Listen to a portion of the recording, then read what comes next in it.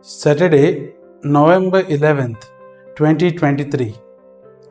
Saint Martin of Tours. Focus. Make friends for yourself by means of unrighteous wealth, so that when it fails, they may receive you into the eternal dwellings.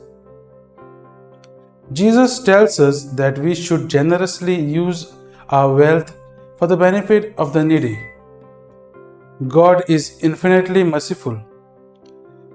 Just as we release our debtors from what they owe us, the Lord will forgive our great debt to them.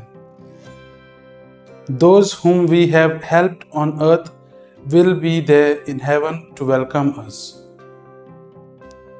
It is in small acts that our character is revealed. It is by good deeds and righteous behavior in the day-to-day situations of life that we accumulate treasure in heaven. Indifference towards the plight of others and failure to show them mercy inevitably leads to spiritual disaster. Money and riches are not esteemed in Scripture. Unrighteous wealth was earlier rendered as mammon of injustice. At the root of this aversion is the commitment of the heart. We cannot serve two masters.